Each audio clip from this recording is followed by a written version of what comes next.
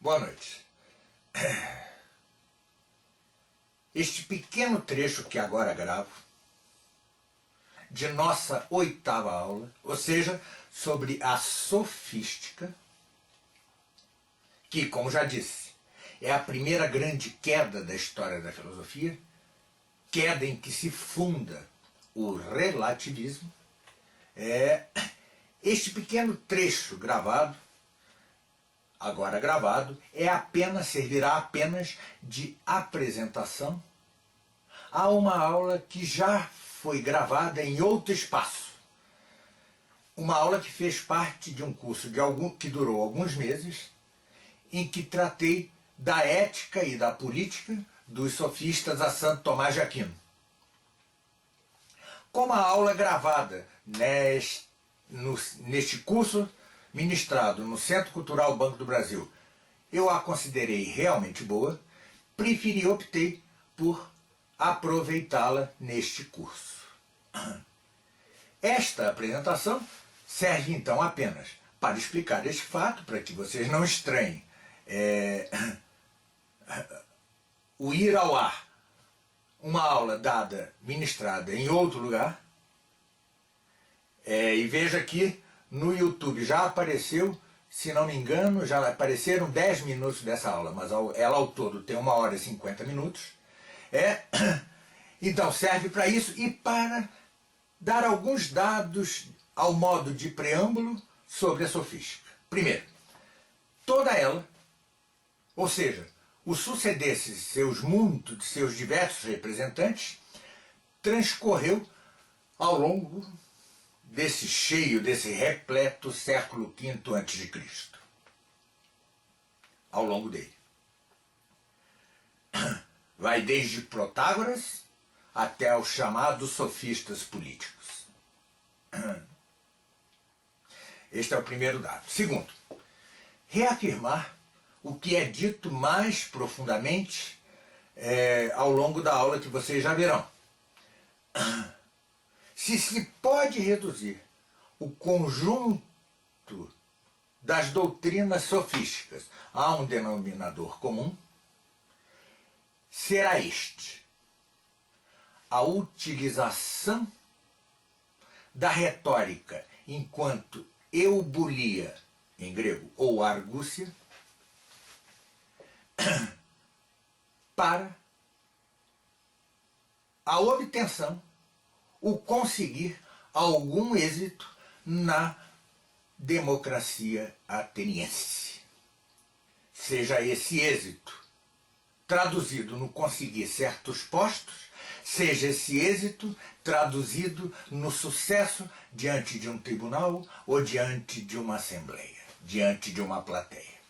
A argúcia, a eubulia como motor, como instrumento para o sucesso na democracia ateniense. Tanto isto é verdade que bastou que terminasse a democracia ateniense para cair no mais completo descrédito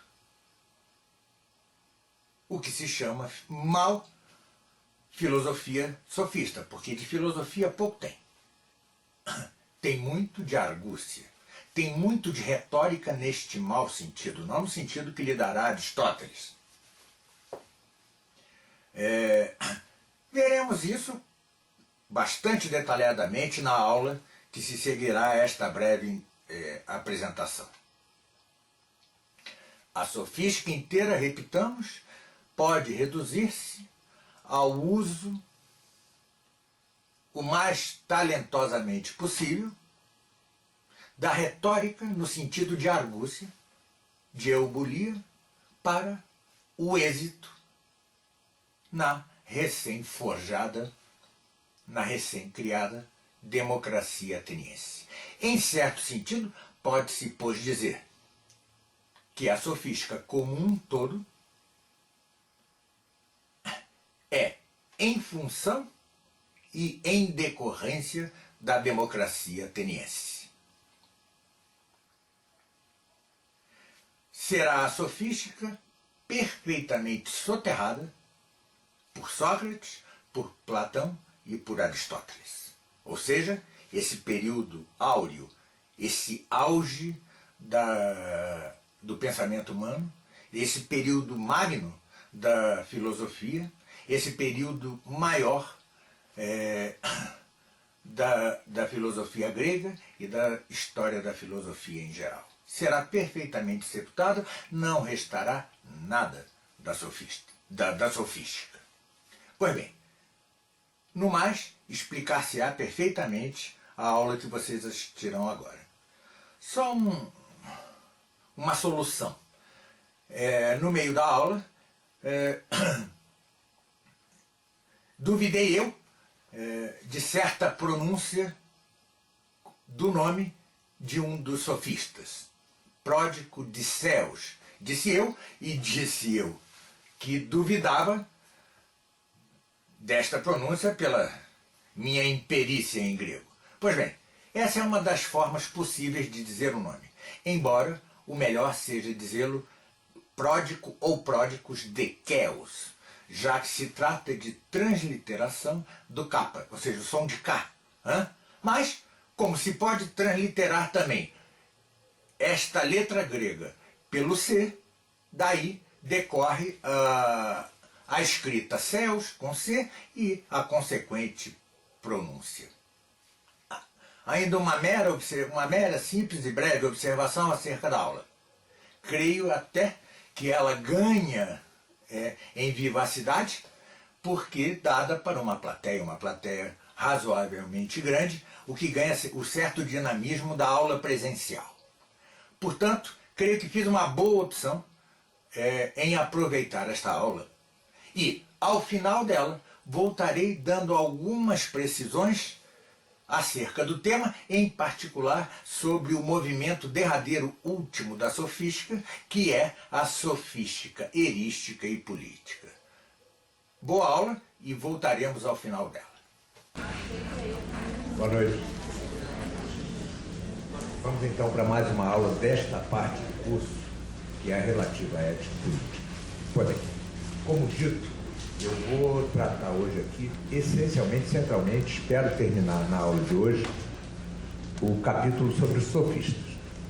A importância desse capítulo não reside na importância dos próprios sofistas, que, como já antecipei, e como dizia Aristóteles, são espécies de biscateiros do saber.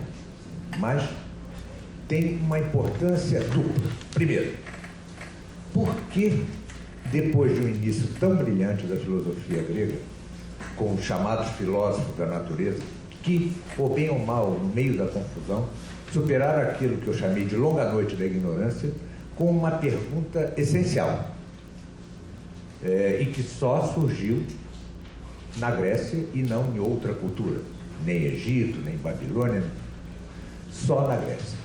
Qual a origem? Qual o princípio com letra maiúscula das coisas? Essa é a grande contribuição que aquele primeiro filósofo chamado Tales de Mileto, primeiro filósofo da physis ou natureza, deu para o pensamento.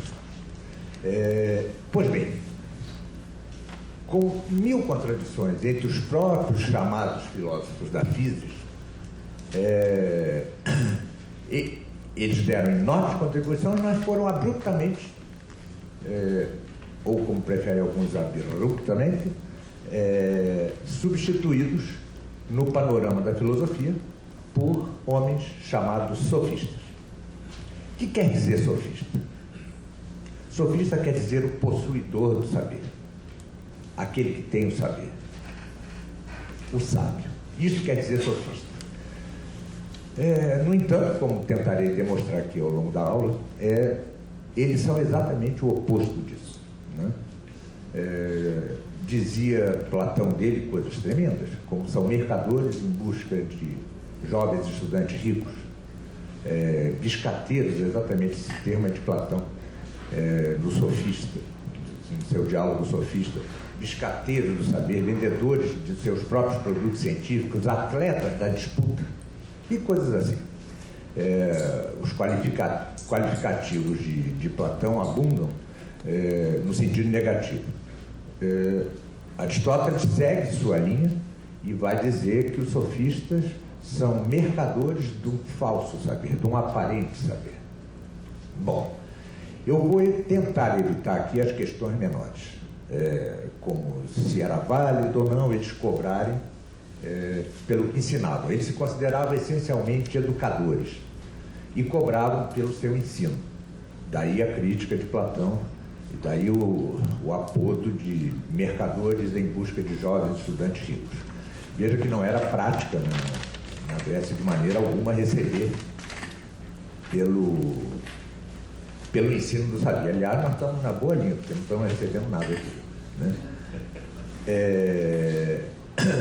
Pois bem, eu vou fazer uma espécie de contraponto com o historiador da filosofia chamado Giovanni Reale, né? O livro dele tem aí na livraria da Travessa, chamada História da Filosofia Antiga. Eu vou fazer um contraponto exatamente porque discordo radicalmente das conclusões a que ele chega com relação aos sofistas, não? Muito bem. Por que então surgiram os sofistas, deixando de lado a pergunta qual o princípio das coisas, que deu origem, que deu nascimento, que foi a semente do próprio filosofar ocidental, e surgem esses homens que se consideram essencialmente educadores e tratadores, abordadores de temas relativos ao humano, aos costumes, aos usos dos homens, à própria vida humana, esquecendo-se de questões quaisquer metafísicas. Por que o surgimento? Antes de mais nada, tem certa razão Giovanni Reale ao dizer que eles nascem no vácuo de uma crise da própria filosofia da natureza. Veja, entre os principais filósofos da física ou naturalistas, existiam dois muito famosos, Parmênides e Heráclito. Para Parmênides, o ser era uma espécie de círculo perfeito, imóvel, né? Imóvel. É dele a famosa frase: o ser é, o não ser não é.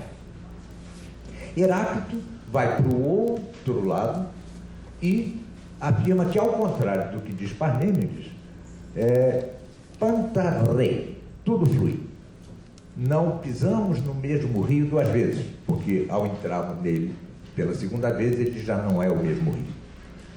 Por outro lado, encontraram alguns desses filósofos um princípio, outros encontraram vários.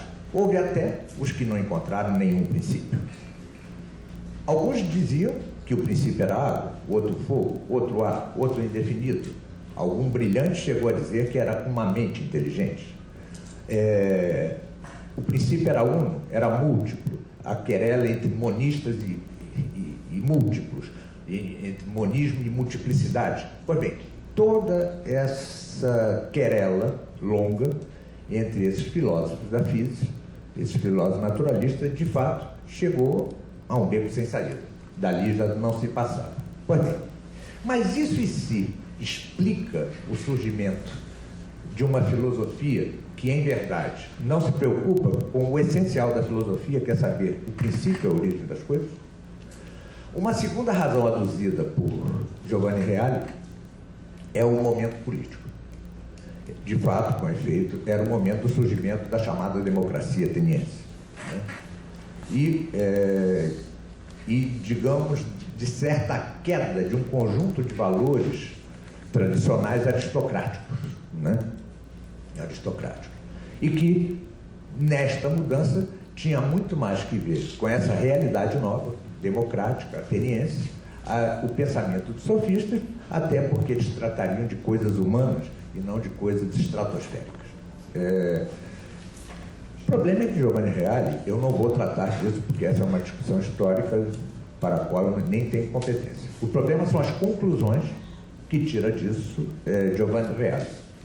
Diz ele que, no fundo, a crítica de Sócrates, Platão e Aristóteles, os três grandes filósofos gregos, os três maiores filósofos gregos, aos sofistas, era resultado de uma espécie de preconceito de classe aristocrática. Bom, se tal é verdade, tiremos nós a nossa conclusão. Viva esse preconceito aristocrático, porque, sem dúvida, ele produziu uma filosofia infinitamente superior, não só aos sofistas, como àquela própria filosofia da natureza que gerou a crise, que gerou os sofistas. Ou seja, este tipo de argumento de certo verniz, certo cariz marxista, não me interessa aqui e não explica a coisa em si. Se você busca valorizar um sistema filosófico por razões extrínsecas a ele, até pode ser. Resta saber se essas razões extrínsecas são verdadeiras. Não me parecem no caso. Porém, então, eu já parto do ponto de partida, o meu ponto de partida é o mesmo de Sócrates, de Platão e Aristóteles. Os sofistas são aqueles que, com argumentos capciosos, tentam enfraquecer, debilitar o verdadeiro em favor do falso, ao qual dão uma aparência de verdadeiro. Essa é a definição geral que se pode dar para a corrente sofista como um todo. Porém, além disso, ademais disso, se os primeiros sofistas, Protágoras e Górgias, tinham, reconhece o Platão, certa dignidade, né? A coisa vai desandando e logo depois desses primeiros e de alguns outros surgem os chamados eristas, que é uma das correntes sofísticas, né? Os eristas eram propriamente isso de que falava Platão, atletas da disputa, né? Perfeitos na disputa, habilíssimos na retórica e, no entanto, sem nenhuma preocupação com fundamentar a sua própria retórica. É o discurso vazio, completamente vazio. E há uma terceira corrente, ainda mais decadente dos sofistas, que são os chamados sofistas políticos, de absoluto imoralismo, com desprezo total da justiça e com o único objetivo de chegar ao poder na recém-criada democracia ateniense. Pois bem, diz Giovanni Reale, essas duas correntes que se seguem aos fundadores da sofística são uma excrescência, daquilo que fundara Protágoras e Górgias. Eu digo não, são uma consequência. Como veremos, é impossível que a filosofia desses dois fundadores, Protágoras e Górgias, não desse como resultado, senão a sofística erística e a sofística política. Pois bem, vamos então à análise um pouquinho mais detalhada de Protágoras e Górgias. Depois falarei de alguns outros, mas sobretudo de Protágoras e Górgias, que são os fundadores disso que gerará, consequentemente, por conseguinte, essas duas correntes que Giovanni Reale chama de excrescências.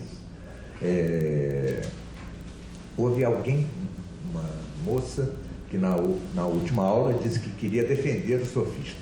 Quem é? Está aqui? Não. Porque senão eu abriria um tempo para ela antes do intervalo, né? Lembremos-nos que, para São Tomás de Aquino, sob cuja luz damos esse curso, né, as objeções que faz a você são importantíssimas. E quanto mais bem feitas, melhor, mais te forçam a ser absolutamente perfeito. Se uma objeção perfeita morde o leitor, morde o ouvinte, obriga aquele que é objetado a uma solução magistral, ou seja, é o próprio método da honestidade do debate dialética científica filosófica. Pois bem, começamos então com o fundador propriamente dito da sofística, Protágoras. Qual era o seu princípio primeiro? Dizia ele: o homem é a medida de todas as coisas, daquelas que são pelo que são e daquelas que não são pelo que não são. Tá? Veja que há um eco aí, deformado, como em espelho, um eco da frase de Parmênides, que eu já disse hoje: o ser é, o não ser não é. Tá certo? É um eco. É como uma negação na própria formulação do princípio básico, né? Muito bem. O homem é a medida de todas as coisas. Excluamos, a princípio, qualquer discussão se o homem pode ser medida de todas as coisas. Por exemplo, das estrelas de zilhões de anos, luz da Terra. Né? Isso é a primeira coisa. Se ele pode ser a medida de todo o universo, como um pequeno Deus que irradiasse todo o restante como medida. Esqueçamos esse dado e vejamos por que é Protágoras considerado o pai. A sua obra é considerada a Magna Carta, a carta magna do relativismo ocidental. Né? Por que isso? Esqueçamos, então, questões mais profundas e mais difíceis e nos atenhamos a se há um erro intrínseco na afirmação de que o homem é a medida de todas as coisas. O grande problema é que, ao contrário do que muitos acreditaram, o homem, para Protágoras, não é o homem que é a medida de todas as coisas, não é a espécie humana. Não somos todos nós no tempo e no espaço, espalhados no tempo e no espaço sobre a face da Terra. Não é isso. Este homem medida de Protágoras é o homem individual. Ora, ao estabelecer ele que a medida de todas as coisas, daquelas que são pelo que são e daquelas que não são pelo que não são, é o homem individual, ele já mata no nascedouro qualquer possibilidade de sistema filosófico. Por quê? Ou o pensamento tratará de universais, de coisas que valem em geral, ou ele propriamente não é pensamento. Lembremos-nos uma afirmação de Aristóteles: não há ciência dos singulares, dos particulares. A ciência, o conhecimento, ele é de coisas universais. Propriamente eu não conheço esse senhor que está me olhando aqui. Eu conheço o homem, posso conhecê-lo, melhor dizendo. O homem enquanto espécie, enquanto essência, enquanto natureza. Pois é, mas por que diz ele que é o homem individual à medida de todas as coisas que são pelo que são e de todas as coisas que não são pelo que não são? Inaugurando assim, repito, o relativismo que hoje é praticamente hegemônico na cultura ocidental moderna, desde a filosofia até a ciência de Einstein. Ele o diz por um argumento, por um princípio que ele chama de princípio das razões contraditórias. Lê-se sobre Protágoras, quem quiser aprofundar-se, no Teto de Platão. Não? Teto de Platão. Diz ele, pergunta-se ele: o frio é frio ou é quente? O frio é frio ou é quente? Diz ele, depende. O vento é frio ou é quente? Depende. Se aquele que com o vento, se uma pessoa sente frio com o vento será frio. Se uma pessoa não sente frio com o vento, ele será não frio. Este é o princípio. Veja que nós estamos no terreno da sensibilidade corpórea. Da sensibilidade corpórea. E este é um traço que vocês vão ver, seguirá por toda a sofística. Se alguém sente um vento como frio, frio será. Se alguém sente um vento como quente, quente, ou melhor, não frio será. Muito bem. É deste princípio que ele parte, porque ele chama de antilogias, ou seja, o princípio das razões contraditórias. Tudo tem uma afirmação pró e tudo tem uma afirmação contra. De tudo se pode dizer a favor, de tudo se pode dizer contra. De todo e qualquer vento se pode dizer frio, de todo e qualquer vento se pode dizer quente, dependendo daquele homem medida individual que sinta desta ou daquela maneira o vento. Isso me faz lembrar certa parte da teoria da relatividade de Einstein, onde ele se pergunta se um navio passando junto à costa, passa junto à costa, há um homem dentro deste navio. Ele está sentado dentro deste navio. Pergunta-se Einstein: está parado ou em movimento? Resposta: depende de se há ou não um observador na costa. Se houver, este observador dirá que ele está em movimento. Por quê? Ele passa movimentando-se junto com o navio. Pura sofística. Pura sofística. Ele está às duas coisas. Enquanto ele mesmo, ele está absolutamente imóvel, sentado, parado. Assim como se eu parar de falar e ficar aqui paradinho, eu estarei parado, apesar de a Terra girar comigo.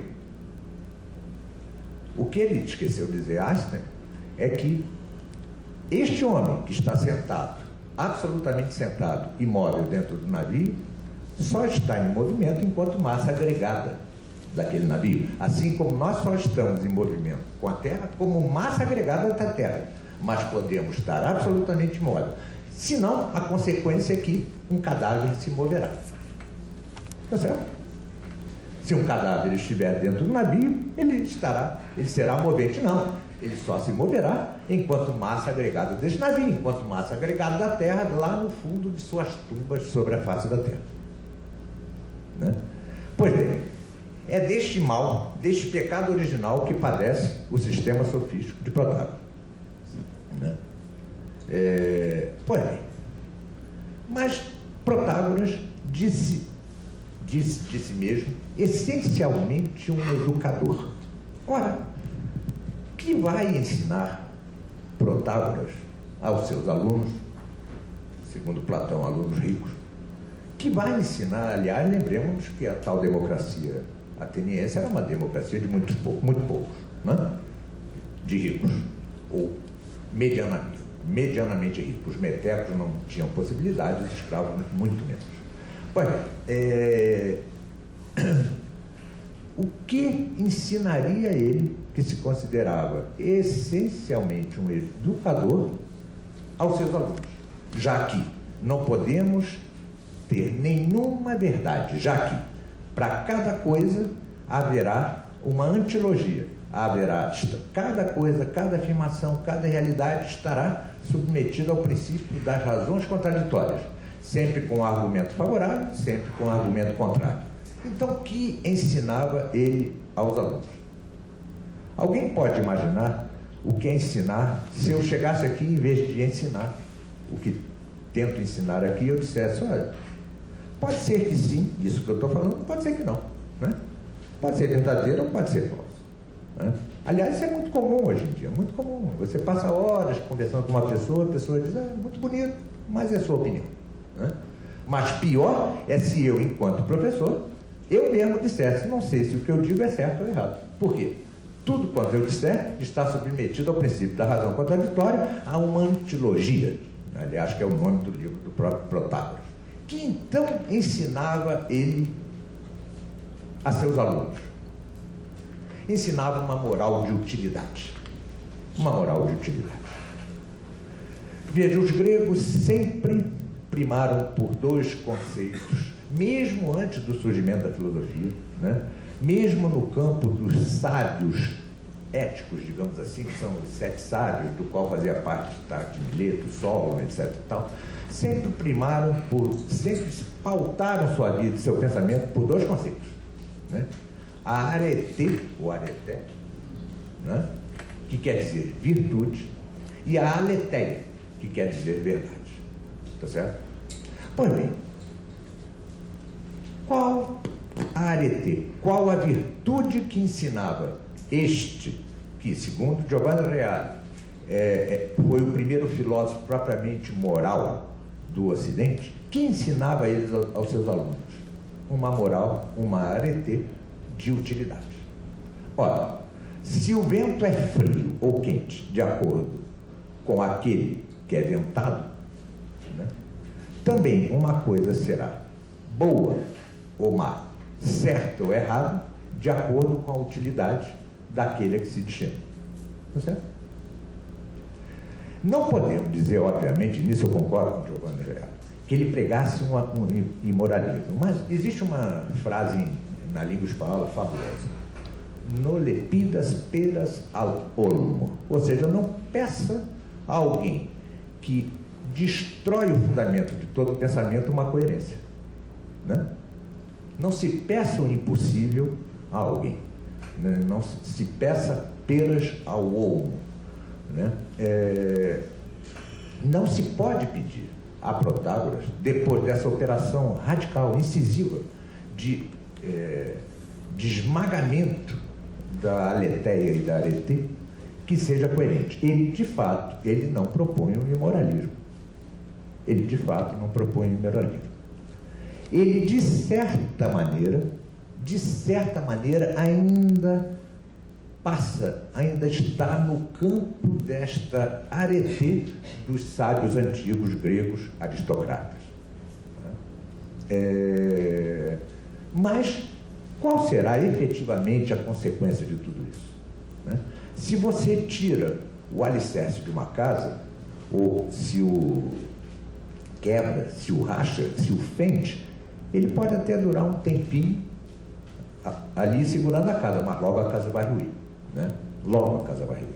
Se você não tem um critério objetivo com que determinar o que é arete, o que é a aletheia, se você já desde o início diz que tanto a virtude como a verdade tem que ver unicamente com aquele que a experimenta, e veja que seu ponto de partida é, antes de tudo, físico, o que já traz um problema imenso, como pode um sistema desse sustentar-se em qualquer resquício que seja de moral, em qualquer resquício de ética? Ele, na verdade, ele vai ensinar aos seus alunos algo que ele mesmo chamava de eubolia, ou seja, astúcia. Astúcia. Lembra, vocês já leram, muitos já devem ter lido O Príncipe de Maquiavel. E Maquiavel chama a isto mesmo, a esta astúcia, virtu, com acentinho grave, em italiano. É a mesma coisa. Qual é o princípio de Maquiavel? Qual é o princípio do político que está no poder? Manter-se no poder, seja como for.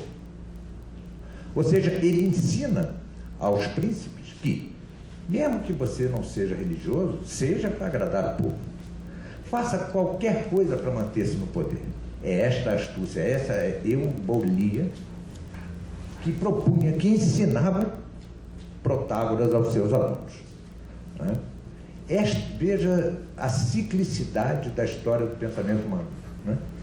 Exatamente, Protágoras é um Maquiavel avant la lettre. É um Maquiavel em condições históricas até semelhantes. Até semelhantes.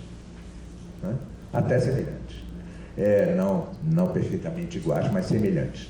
E aquilo que Maquiavel ensina ao príncipe, e que é a carta magna do imoralismo, era aquilo que Protágoras, ainda que muito bem intencionado, ensinava aos seus alunos ricos. A astúcia.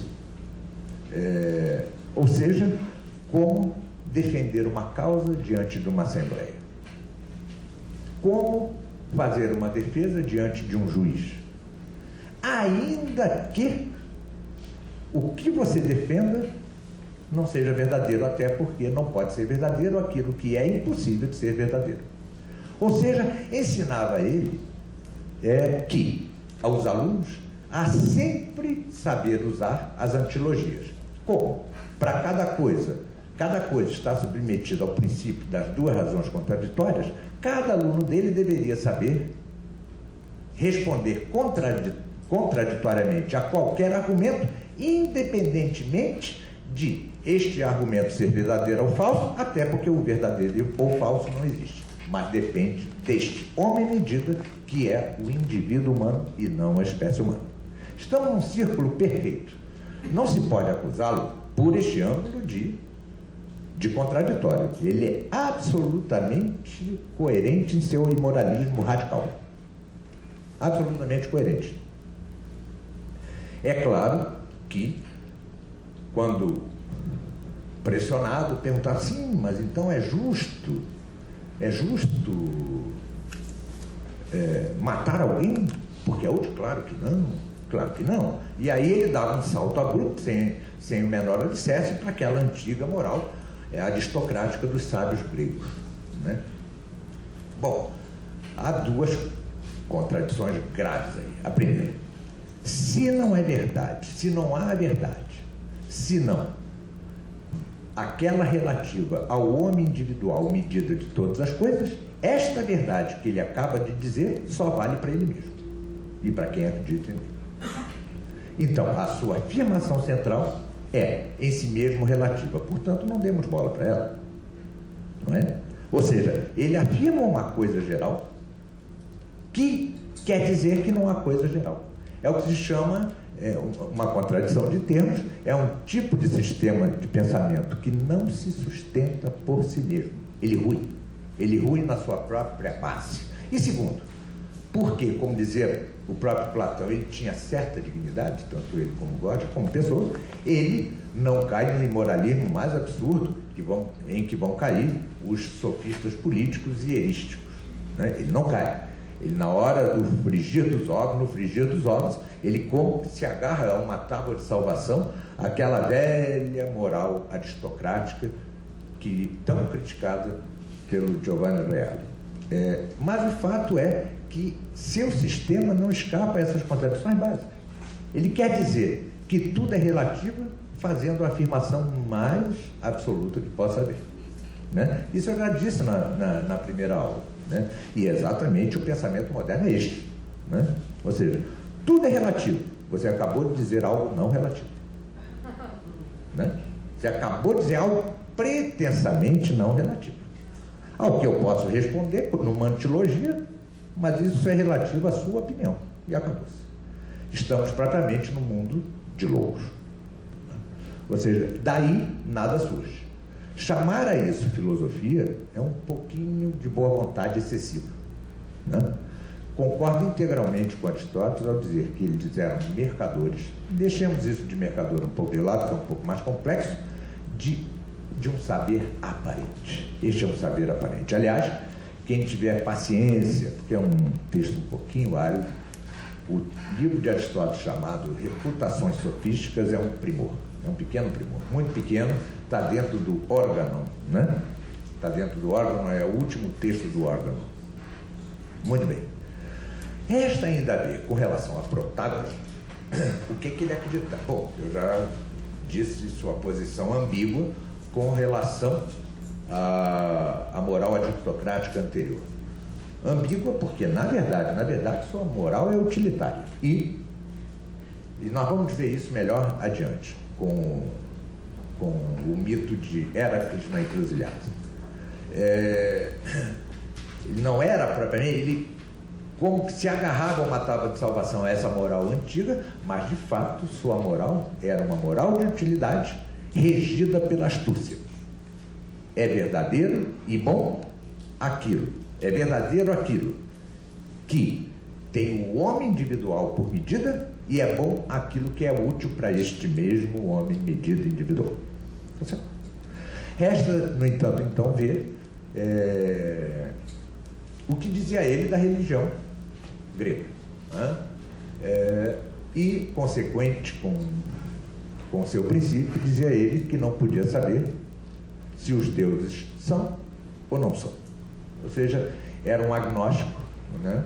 E desse agnosticismo vai gerar no próprio interior da sofística o ateísmo, certo? O ateísmo é uma consequência do agnosticismo. Muito bem, é assim que começa a sofística. Eu gostaria, alguém tem alguma pergunta para fazer quanto a isso? Porque, sim. Parece que também Como? sofre influência de Sócrates. Não creio. Porque virtude moral é o que é ensinado. Mas é diferente. Qual é a medida para uma coisa ser verdadeira ou boa para Protágoras? O homem individual, tá certo? Acabei de dizer. Qual é a medida para Sócrates para algo ser verdadeiro ou bom? A essência da espécie humana. Entre essas duas coisas há um abismo, né? Há zilhões de anos-luz. Veja, o passo dado por Sócrates é gigantesco. É gigantesco. E mesmo a aparente similitude do método de ensino sofístico com o socrático é mera aparência. O socrático, porque parte ou tenta partir de fundamentos verdadeiros, é método de grande mestre. O de sofistas é, como dizia Aristóteles, de mercadores, de atletas da disputa. E nós vamos ver isso acentuar-se com o Gorgias agora e com os demais, né? A disputa pela disputa, o gosto da disputa, isso vai se acentuando cada vez mais. Porque se com tão frágeis pontos de partida, com ponto de partida tão frágil como o homem individual como medida de todas as coisas, né, só se poderia cair no vazio da retórica, no vazio da disputa em si, por si, como fim último mesmo do pensamento. Tá certo? Bom, na próxima aula, nós vamos ver Sócrates e Platão, né? Não vamos terminar, porque Platão é o mundo, mas hoje eu gostaria de ter fincado bem sólido o que eu disser sobre os sofistas, porque é com ele que nós vamos entender o remate do próprio curso. Com esta coisa. Se não se entende o caminho que depois será traçado a partir de Sócrates, como contraposição radical aos sofistas, não se entende o que eu quero dizer em conjunto neste curso. Tá? Mais alguma pergunta? Sim. Pois não.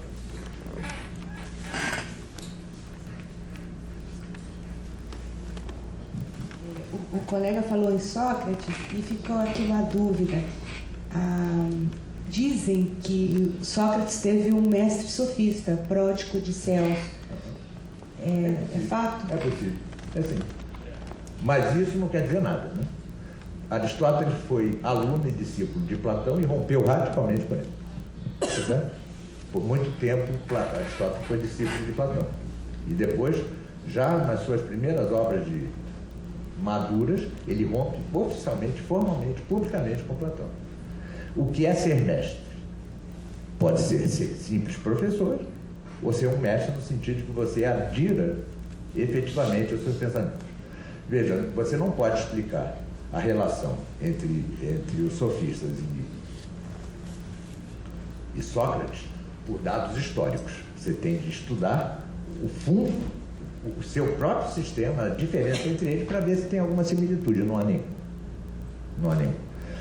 Arguir que Sócrates é caudatário dos sofistas porque sua preocupação é centralmente humana e não aquela dos filósofos naturalistas ou físicos, tá? Não é um argumento que chegue a me convencer. Você está tratando do mesmo assunto não quer dizer que tem o mesmo ponto de vista, tá certo? Você só está tratando do mesmo assunto, né? Além do mais, a filosofia de Sócrates, como nós vamos ver, ela tem 1000 aberturas para outras coisas. Mas veja, a de nenhum dos sofistas escapou a noção de homem individual como medida de todas as coisas. O que faz Sócrates? A medida de todas as coisas é a essência da espécie humana. Tá? A essência da espécie humana. Nós vamos ver mais adiante a consequência dessa diferença ainda no campo da sofística. Tá certo? Está respondido? Bom, o segundo grande sofista é Gorgias, né? É Gorgias. Ainda está entre aqueles por quem Platão nutria ou atribuía certa dignidade. Pois Gorgias, consequente com o que dizia Protágoras, vai radicalizar muito aquilo que esse mesmo Protágoras disse. Porque que dizia Protágoras? Que o verdadeiro, que a verdade, a aletheia, tem por medida o homem individual. Está certo? Olha, ele ainda está supondo uma verdade, ainda que seja uma verdade relativa. Tá? O que vai dizer Gorgias? Gorgias vai fundar propriamente a sofística nihilista. Nihilista. O que vai dizer ele? Nada existe. Primeira coisa. Veja o salto, hein? Não é que o que existe seja medido pelo homem individual. É que nada existe. O ser não é. Relembremos-nos, né, que se dizia, o ser é, o não ser não é. Parmênides, né? Famosa. Ele diz, o ser não é, ou seja, não existe. Esta é a primeira de uma tripla afirmação. A segunda, ainda que existisse, não seria cognoscível, não seria conhecível. Esta é a segunda afirmação. E a terceira afirmação qual é? É que, ainda que fosse cognoscível, não seria exprimível. Eu não o poderia expressar, nem explicar a quem quer que fosse. Veja que com este triplo raciocínio cerrado, mas que, como veremos, de uma bobajada radical, uma bobagem radical, já o veremos, mas com uma aparência de verdade impressionante. Voltemos. Nada existe. O ser não é. Não é no sentido aproximado de não existir. Não? E lembrem-se que aqui, quando chegarmos a Santo Tomás de Aquino, só com ele, haverá uma nítida distinção entre dois conceitos. O de ser e ente. Ente é aquele que tem ser. Eu sou um ente, isto é um ente, né? Este copo é um ente, né? Nós não somos o próprio ser, nós temos o ser, e por isso somos entes, que o entes é, em latim, um particípio presente do verbo ser. É mais ou menos como a diferença, um cantante. O que é um cantante? É o particípio presente, aquele que está cantando agora, é uma espécie de gerúndio de presente. Ente é isto. Esta diferença entre ser e ente só se consolidará, só se firmará, só se transformará em alicerce de doutrina com Santo Tomás de Aquino. Até lá, reinará certa confusão, mais ou menos grande, entre ser e ente, incluindo nos melhores como Aristóteles. Está certo? Bom, mas repitamos a tripla afirmação de Gorgias. Aliás, eu recomendo vivamente que leiam os diálogos platônicos sobre todos esses sofistas. São verdadeiras obras-primas, e obras-primas até literárias, são de um sabor impressionante. Bom, ele diz primeiro, o ser não é, ou seja, nada existe. Nada existe. Segundo, ainda que existisse, seria incognoscível. Não teríamos condições de conhecê-lo. E ainda que fosse cognoscível, estamos na terceira afirmação, não seria exprimível, não seria explicável. Ou seja, estamos num mundo absolutamente autista. Tá certo? Porque, para ser consequente, já de início, ele teria de dizer que nada existe, incluindo isto que vos digo. Claro. Ou só haverá a afirmação de que nada existe. Consequentemente, com seu sistema, também a afirmação de que nada existe não deveria existir. Portanto, não seria para levar a sério. Pois bem, mas por que dizer-lhe que nada existe? De que parte este homem para dizer algo tão absurdo? Tão absurdo. Parte do seguinte. Como já referi, os filósofos da natureza chegaram a conclusões que aparentemente se excluíam, ou contraditórias, né? Uns diziam que o ser é imóvel, outros, como Heráclito e Pantarei, tudo flui. Uns diziam que o princípio era criado, outros que não era criado. Uns diziam que o princípio era múltiplo, outros que era mono, único. Uns diziam que era água, outros que era fogo, outros que era o ar, outros que era indefinido, outros que era a mente de uma inteligência, outros que eram muitos. Pois bem, é a partir da anulação mútua dessas diversas conclusões dos filósofos da natureza, dos filósofos naturalistas ou físicos, que é a partir daí que Gorgias chega a essa brilhante conclusão: nada existe. Por quê? Diz ele, se para cada coisa há duas opiniões que se excluam mutuamente, nada existe. É como se eu e você, Luciano, andássemos pelo deserto e encontrássemos um microfone. E eu dissesse, é uma girafa. E você dissesse, uma lesma. E por isso o microfone não existiria. Dá para ver o absurdo disso? Não é patente? Eu chego a desconfiar que só uma sociedade doente possa ter dado tanta fama e celebridade a homens que dissessem coisas assim. Né? Ou seja, porque dois estúpidos não se entendem acerca de uma coisa, a coisa não existe. Não? Isso é de um... Bom, vamos voltar então, estávamos na terceira, relembremos o triplo princípio de Gorgias. Primeiro, nada existe, o ser não é. Segundo, ainda que existisse o ser, ele seria incognoscível. E estamos na terceira, na sua segunda concessão dialética. Ainda que fosse cognoscível, inexprimível seria. Tá certo? Inexplicável. Né? E termina ele, ademais das razões, além das razões que já dei, aduz ele uma terceira coisa. Ora, se eu, pela mesma palavra microfone, esta palavra expressa microfone em mim e no nosso amigo Luciano, muito bem, então já não seria um microfone, seriam dois microfones. Para quem? Hã? Quem vai falar? Alguém vai dar pergunta? Não.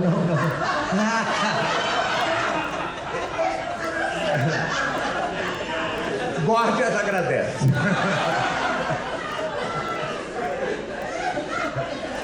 Bom, obrigado.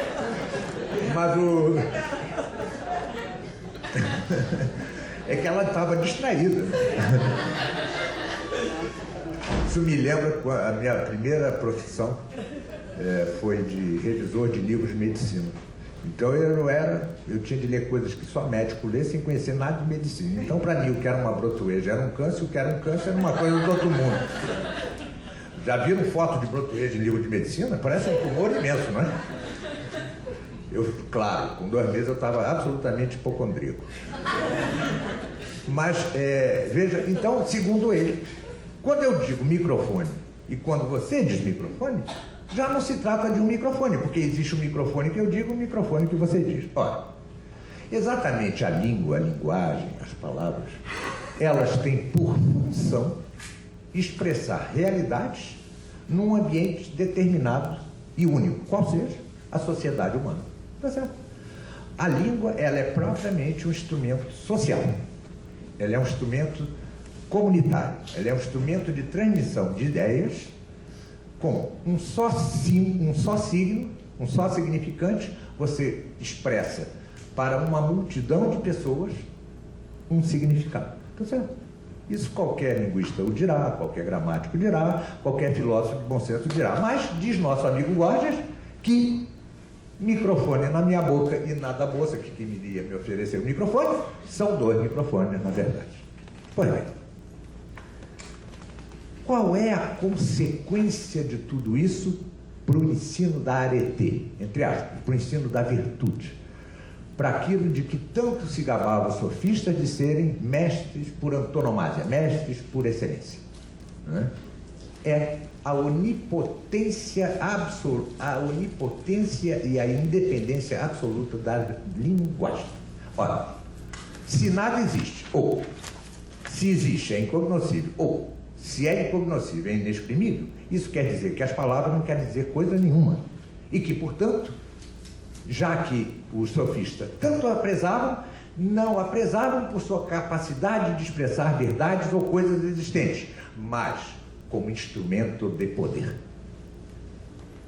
Fica claro com Gorgias que a onipotência da linguagem, a fundação propriamente da retórica, em todo o seu sentido negativo, que se dá com Gorgias, tem por objetivo um objetivo político. Em outras palavras, aquele que dominasse a retórica no sentido gorgiano tinha grandes possibilidades de sucesso na democracia ateniense.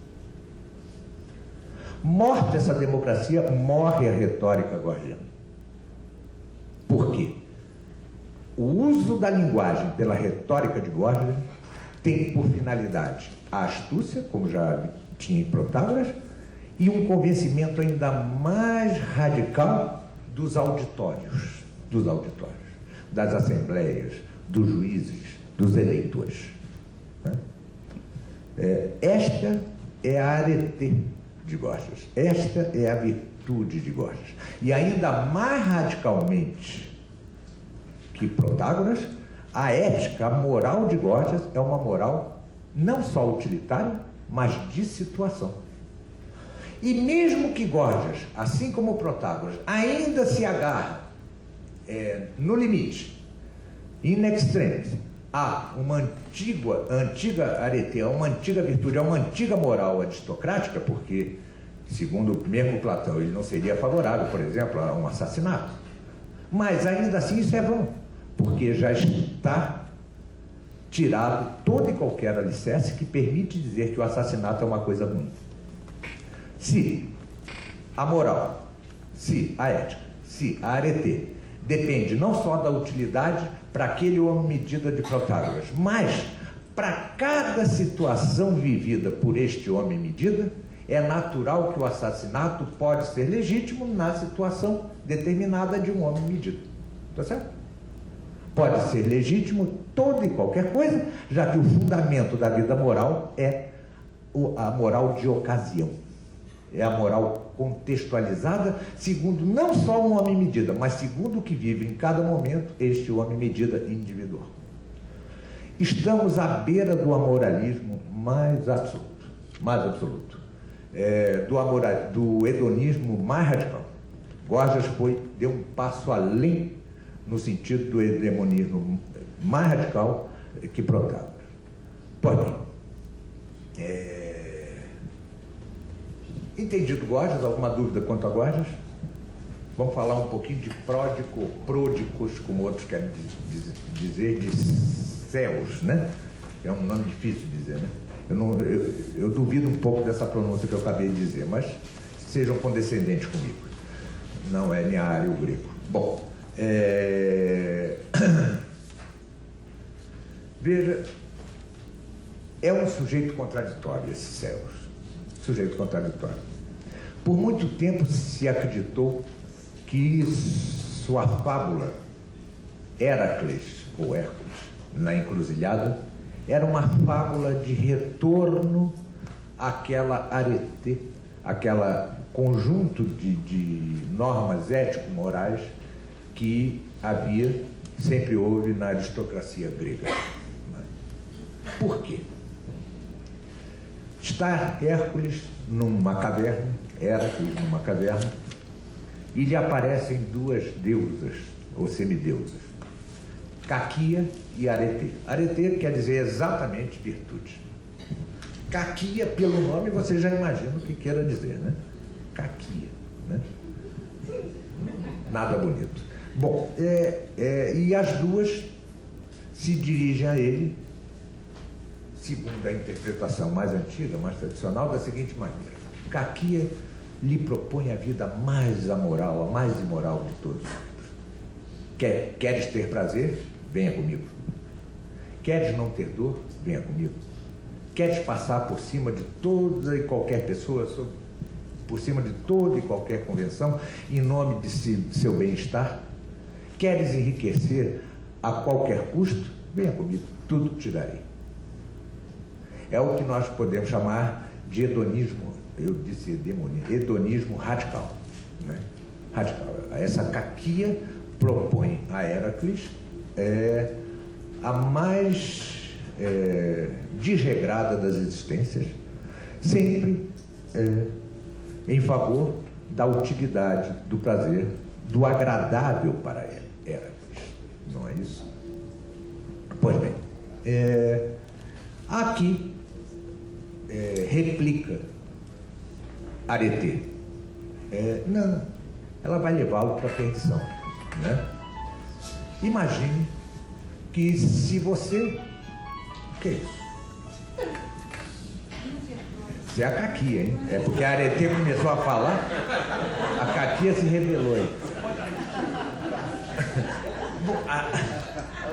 Repetiu o quê? Agora vai falar, Arete? E diz: não dê ouvidas a essa tal de Caquia. Essa Caquia tremeu, né? Porque, imagine, ela diz que você pode ter prazeres à vontade, prazeres a rodo, mas isso vai levá-la à morte, né? Se você come excessivamente, você ficará doente, né? Se você tem dinheiro em excesso, vai viver preocupado com os sequestradores, que naquela época já devia haver. e vai contestando a cada convite radicalmente prazeroso feito por Caquia. Outra, eu digo, essa Caquia não faz. Dá danada. Bom, não tem problema. Mas, e assim vamos. E vamos nesse. E esta é a encruzilhada em que está Héracles. Tá? Está entre o hedonismo radical de Caquia e esta coisa aparentemente incluída na ética, na moral, na arete aristocrático grego antigo. Bom, e nisso eu tenho de dar toda a razão a Giovanni Reale. Os modernos estudos indicam que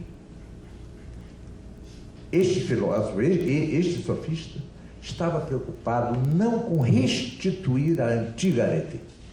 Ele estava preocupado com as consequências radicais do próprio sistema sofístico. Ou seja, as coisas que propõe Arete a Héracles, em contraposição ao que lhe propõe, as coisas que lhe propõe Caquia, são uma espécie de hedonismo temperado. Veja, em nenhum momento das propostas feitas por Arete a Héracles, se sai do campo do útil no sentido de Protágoras. Em nenhum momento. Em nenhum momento. É a utilidade daquele homem individual que interessa. Não se está, mesmo com Arete, no campo do retorno a certos princípios universais, éticos universais.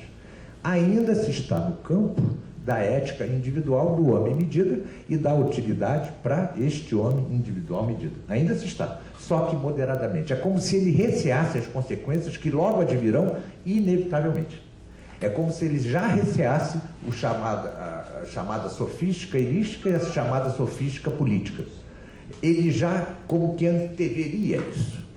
E como se prova que este sofista não era, na verdade, um retornador à arete antiga, e sim um simples temperador, um simples moderador impotente de algo que iria ocorrer inevitavelmente. Prova-se pela sua visão dos deuses.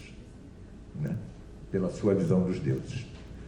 Constata ele, aliás, com toda razão, que os gregos transformaram as coisas agradáveis, as forças, em deuses. De fato, o vinho se transformou em Deus, o trovão se transformou em Deus, a água se transformou em Deus, o fogo se transformou em Deus.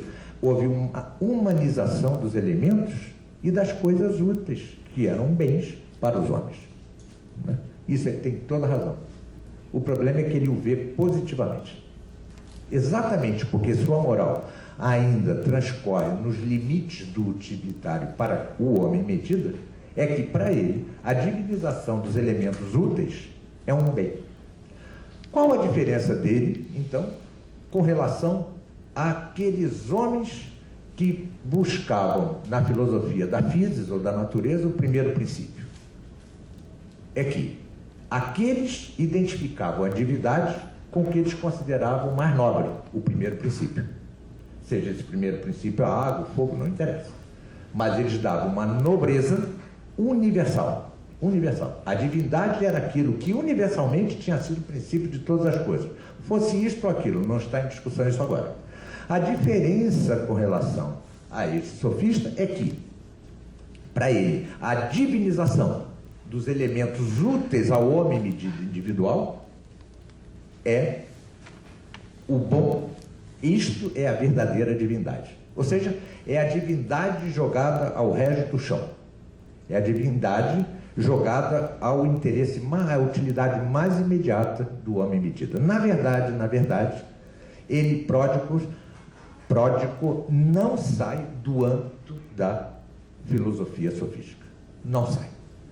Ele foi um engano por largo tempo, embora se possa conceder, sem dúvida nenhuma, que ele, preocupado com as consequências que certamente já estavam advindo do modo de pensar sofístico, tenha querido, com esta fábula de Héracles na encruzilhada, como que reter um pouco essas consequências que eu digo inevitáveis, enquanto lembremos-nos de Giovanni Reale excrescências. Para mim não são excrescências, são, e me parece mais ou menos óbvio, que são consequências naturais disso.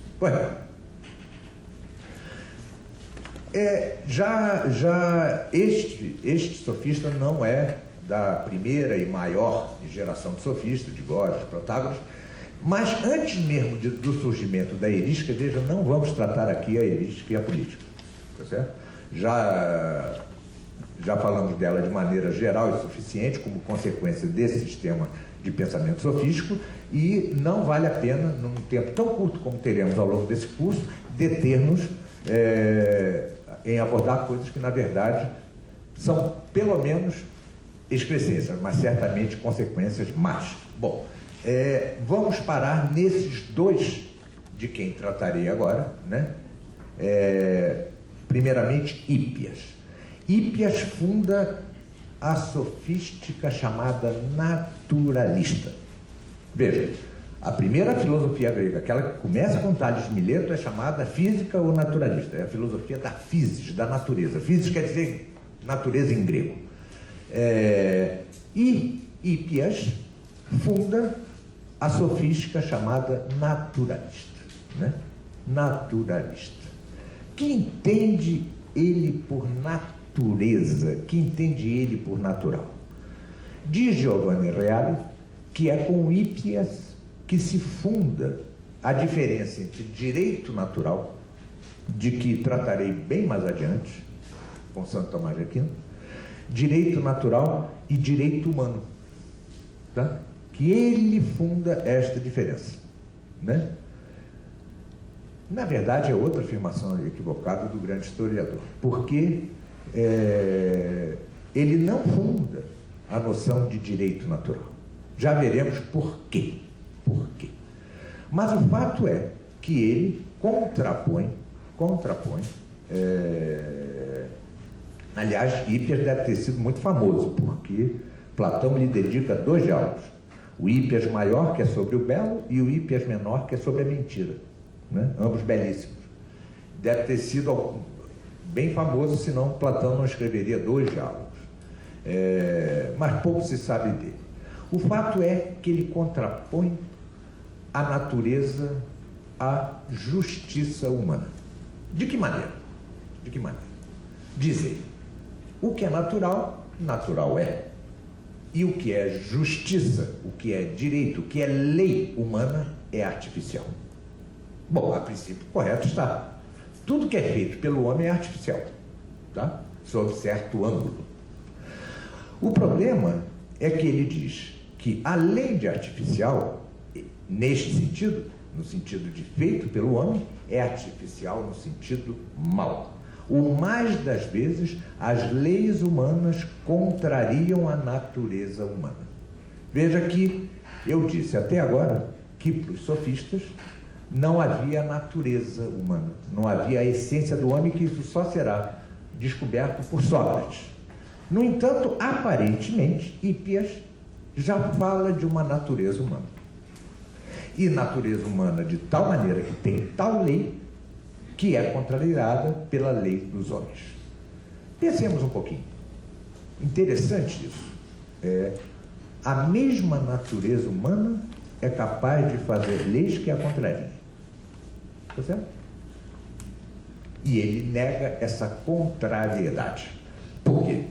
Se foi o homem que fez as leis que contrariam a natureza, é porque é de sua natureza fazer leis que contrariem a sua natureza. Óbvio. Está certo? Isso ele não pescou. Mas não faz mal. Sigamos. O que quer dizer ele com exatamente isto? As leis humanas têm que ser toleradas, porque se nós as infringimos, podemos padecer algum mal. Podemos padecer algum mal. Veremos em Aristóteles, aliás, mais à frente, a belíssima distinção entre ato justo e ato de justiça. Mas esperemos chegar a Aristóteles, porque ainda estamos num terreno muito baixo. Por que tais leis contrariam a natureza? Mas A gente tem de obedecê-las para não sofrer. De que natureza se trata? Aí está, da natureza sensível. Ainda estamos no terreno do vento frio ou não frio de Protágoras. Na verdade, ainda estamos. Reduz-se com Hípias, isso que ele chama natureza, não é a natureza do homem integral, a natureza do homem que pensa, da natureza do homem que pode limitar-se, que pode cingir-se em seus prazeres por uma causa superior. A natureza de um pai que é capaz de perder todo e qualquer prazer em prol do filho. Não, não é disso que ele está falando. Ele está falando de uma natureza bestial, uma natureza sensível, uma natureza da parte mais baixa do ser humano. É isto para ele a natureza do homem. Não estamos definitivamente no terreno socrático. Não estamos definitivamente no terreno socrático, onde certamente Sócrates, como grande filósofo que era, vai considerar a essência do homem pelo ângulo, antes de tudo, de sua parte superior, da mente, não é? Da parte intelectual e da parte volitiva, não. A natureza humana, para Hípias, é uma espécie de bichinho que reage a estímulos, não é isso? Bichinho, tem fome, tem frio, tem sede. E é isto que quer prazer sexual. É isto que as leis proíbem. Por exemplo, de ter prazer sexual com a mulher do outro. Né? Isso sim, as leis gregas, de certa forma, impediam, contrariavam a natureza. Veja, o homem seria um feixe de sensações físicas, de prazeres, de necessidades prazerosas, de apetências e ponto. Isto é a natureza do homem. E por isto, obviamente, a lei feita pelos próprios homens, com a parte de cima deles, coíbe certas coisas em prol da justiça social. Está certo? Isto ele não vê. Mas este é Hípias. Este é Hípias, o fundador da sofística naturalista, naturalismo deste ângulo. Pois bem, mas segue-se um sofista ainda mais radical no campo desse pretenso naturalismo, que é o Antifontes, né?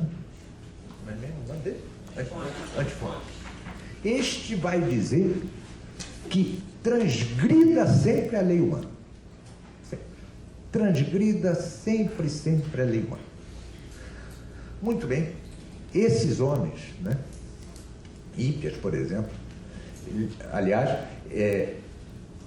ele propõe algo um pouco diferente da retórica dos sofistas anteriores, um pouco diferente das antilogias de Protágoras, da retórica de Gorgias. Ele propõe um saber enciclopédico. E por que ele propõe? Porque ele é a medida de todas as coisas. Ele se gabava, ele se vangloriava de saber tudo, de saber fazer tudo. Só isso, né? É pouco. Para ele o saber tudo, né, era o principal. Um saber enciclopédico, claro que centrado sobretudo nas ciências da natureza, já que, dada a visão naturalística que ele tinha. Pois bem, o seu seguidor vai radicalizar isso e vai dizer que completamente infringamos toda e qualquer lei humana, porque toda e qualquer lei humana infringe o princípio do prazer. Essa corrente sofístico-naturalista, ela vai ter um continuador lá na frente, que será Epicuro, tá certo? O mesmo dos átomos que caem e formam, sem querer, este que vos fala. Pois bem, estamos realmente a um passo, não só da erística, como da sofística política, que é absolutamente imoral, amoral, assumidamente imoral, amoral, e tem por objetivo único ganhar disputas e conquistar postos. Pois bem, mas há uma coisa altamente elogiada por vários autores, incluindo, estranhamente, Giovanni Reale, que estes filósofos sofistas naturalistas teriam trazido à cena helênica algo não só novo, como revolucionário. É sabido o etnocentrismo, digamos assim, dos gregos, né? Exato. Né? Para os gregos, incluindo para os grandes pensadores, o grego era uma raça superior, não é isso? Raça superior, em todos os sentidos. Né? Os demais mereciam ser escravos, ou mereciam ser bárbaros, ficar como bárbaros. O fato é que eles tinham um etnocentrismo absurdo, um helenismo radical, xenófobo, e, segundo Giovanni Reale, esses dois, Hípias e Antifontes, introduzem o igualitarismo e o cosmopolitismo. Ou seja,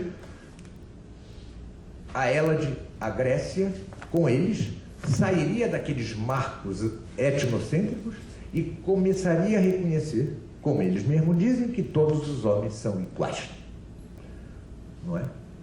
Mas iguais em que sentido, se a natureza do homem é apenas seu sentir físico e suas apetências mais físicas? Exatamente isso. Para eles, os homens são iguais porque todos os homens têm desejo sexual, porque todos os homens têm fome, porque todos os homens necessitam do prazer, porque todos os homens necessitam do descanso. O seu horizonte continua físico, corpóreo. Por isso os homens são iguais. Ao que lhes retrucaram com toda a sapiência, pois exatamente aí é que somos absolutamente desiguais. Corporalmente, um é forte, o outro é fraco. Corporalmente, um é magro, outro é gordo. Corporalmente, um é doente, outro é são. Corporalmente, um é baixo, outro é alto. Ora, se há que seguir perfeitamente nossos instintos naturais, viva a lei do mais forte. Claro. Se o critério da natureza humana são condições físicas, mais que nunca a desigualdade entre os homens se faz presente. Não é isso? Ou seja, chegamos a esta aberração, a este absurdo extremo de considerar a natureza, ao contrário de ser um preâmbulo de Sócrates, né? Só o é um preâmbulo no sentido que Sócrates o negará mais firmemente. A natureza do homem, ser pensante, ser falante, ser em que está unido o ser, o pensamento e a palavra, não pode ser senão algo acima do corpóreo. É interessante notar, né, que como parece essa posição do Antifonte, de que a lei é algo meramente coercitivo, de prazer, de apetências naturais, como se parece com a psicanálise. Ah, sim, é verdade. Há um lastro muito grande, né? Muito grande. Gostaria de falar da psicanálise, mas vou resistir à tentação. Até para preservar amigos, digamos. Mas tentemos recapitular. Deixa eu ver que horas são, faltam 5 minutinhos. 10. Tentemos recapitular de uma maneira bem geral para que isso fique solidamente explicado e possa eu passar, não na próxima quarta-feira, mas na seguinte. Infelizmente não vou ter o prazer de ver a aula do meu amigo, porque eu moro bem longe, e como eu já disse para alguns, meu lar é um avião. Estarei viajando pelo Brasil afora. Vamos tentar solidificar tudo quanto eu disse aqui, de uma maneira geral, sobre o sofista, para que o passo para Sócrates e Platão seja sólido e se entenda perfeitamente. Né? Primeiro, sem dúvida alguma, a sofística nasceu no vácuo de uma crise da filosofia da natureza. O que não quer dizer que ela seja superior à filosofia da natureza. Ao contrário, ela é infinitamente inferior, exatamente porque nobre é o ponto de partida da filosofia da natureza. A pergunta sobre o princípio, a origem de todas as coisas. Princípio com letra maiúscula. Enquanto a sofística se inaugura com o mais radical e deslavado relativismo, aquele que diz que a medida de todas as coisas é o homem, é a medida de todas as coisas que são pelo que são e de todas as coisas que não são pelo que não são, numa resposta enviesada, oblíqua a Parmênides. Bom, inaugura-se com Protágoras, então, este relativismo que vai renascer com toda a força já no Renascimento, já no século XVI. Um pouco antes até. Um pouco antes, com alguns teólogos franciscanos, como Duns Scott e Guilherme de Ockham. Mas esse é um assunto para o meu amigo metafísico. Vai renascer. Mas já ali vem com toda a força, né?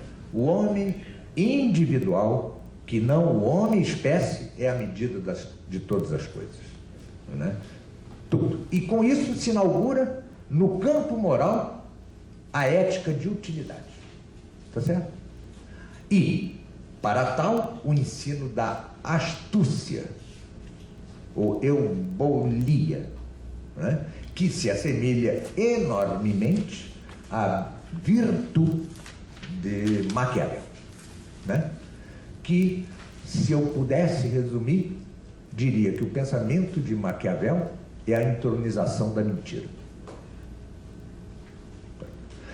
Esta visão relativista, esta carta magna do relativismo, que é escrita por Protágoras em seu livro Antilogias, em que ele considera que todas as coisas estão sob o princípio das razões contraditórias, se segue a radicalização de Gorgias, em que se dará o absoluto divórcio entre ser, pensamento e palavra, a partir de uma tripla afirmação.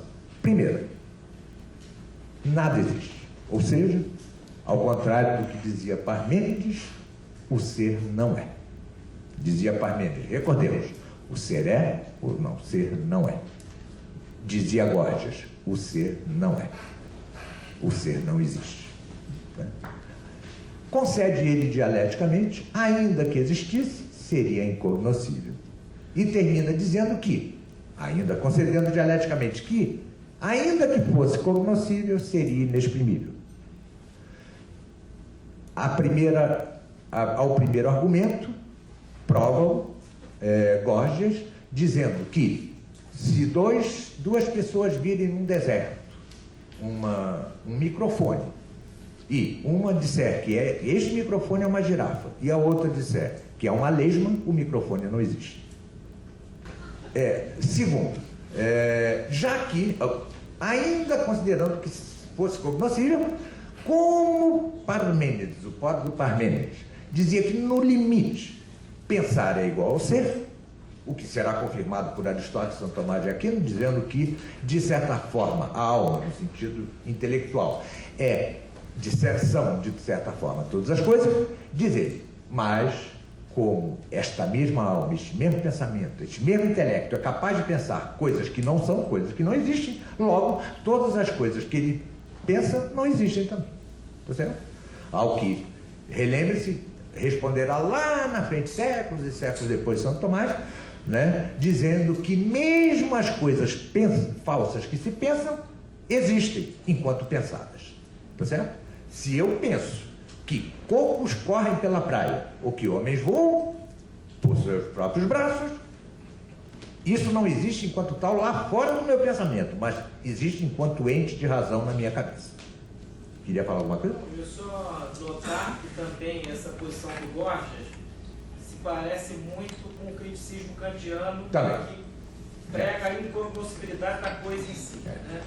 Mas, mais uma vez, deixo para o meu metafísico amigo. Ele é um metafísico.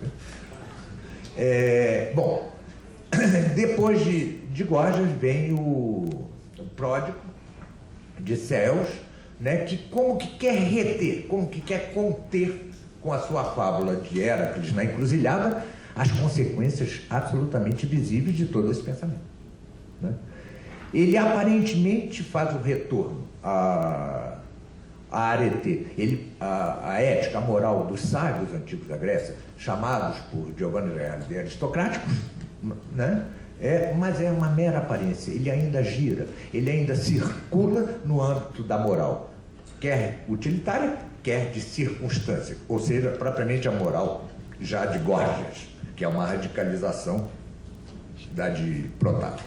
E a prova disso, repito, é que, ao contrário dos filósofos da natureza, que de alguma maneira identificavam a divindade, o divino, com o que há de mais nobre, identificava ele a divindade prazerosamente com o que há de menos nobre na natureza e no próprio homem. Né? Depois dele vem Hippias e Antifontes, né? com uma pretenso retorno a uma filosofia da natureza, ou uma pretensa antecipação do pensamento socrático, né? Mas veja que também a natureza para eles, esta mesma natureza que se opõe à lei humana, novamente repito, como pode uma mesma natureza opor-se a algo criado por ela mesma, né? A não ser que seja em si mesmo uma natureza esquizofrênica, como é possível, né? Isso não sei, mas o fato é que eles opunham radicalmente, no caso de Antifontes, pelo menos, radicalmente, a natureza à justiça, às leis. E com isso abre caminho para todo o imoralismo que se lhe seguirá, né?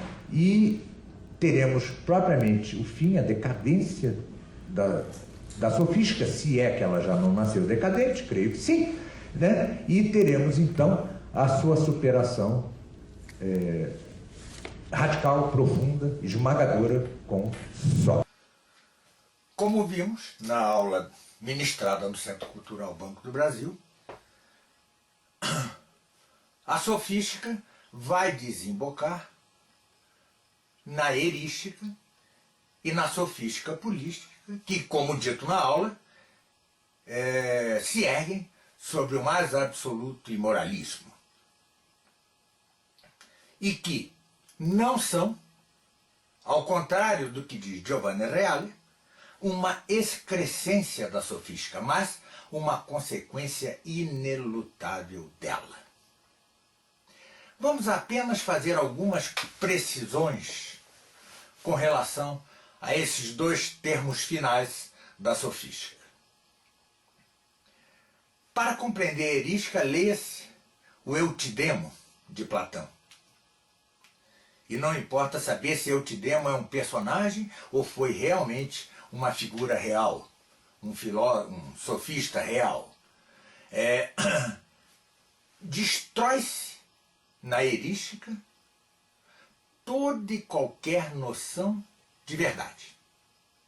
Veja, para Protágoras e para os demais, de alguma maneira, a verdade era dada pela medida do homem individual.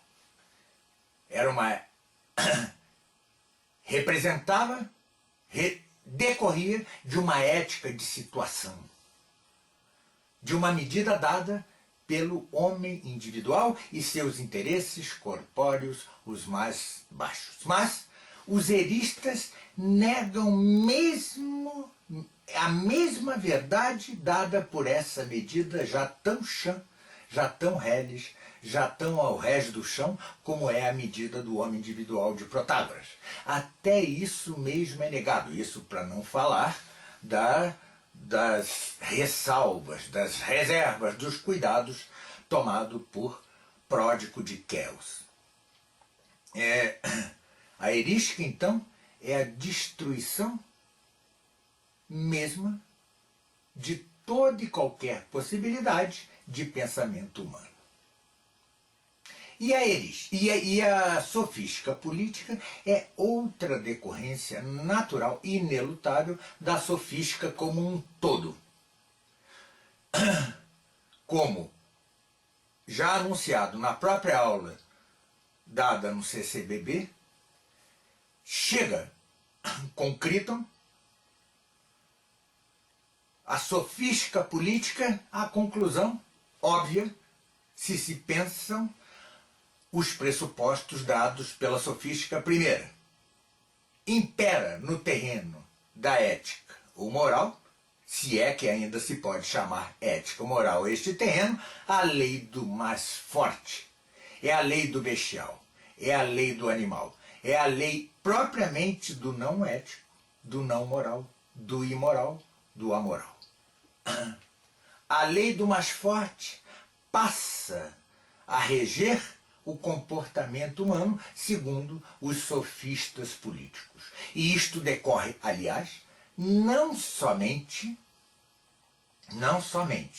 das premissas, dos pressupostos da sofística como um todo, mas da mesma democracia ateniense. E o veremos com certo detalhe, com bastante detalhe, ao estudar a República de Platão. A República de Platão e sua brilhante e profética visão da democracia. Naturalmente, não se deve imputar de todo à democracia esta decorrência inelutável da sofística, que é a sofística política e a erística. Não se deve reputar completamente como decorrência da democracia ateniense, mas em grande parte sim, já que a própria sofística como um todo dela decorre. Mas que dela decorre, forma algo uno com ela. Talvez seja a melhor formulação a respeito da sofística. A sofística, enquanto doutrina, se é que isto se pode chamar doutrina, forma algo uno. Algo com a mesma democracia ateniense. E, assim como se derrui enquanto sistema político a democracia, também se derrui concomitantemente e decorrentemente a sofística com o fim da democracia. Fim da democracia ateniense, fim da sofística, perseguição dos sofistas, queima em praça pública de suas obras e a abertura para a estrada real do socratismo.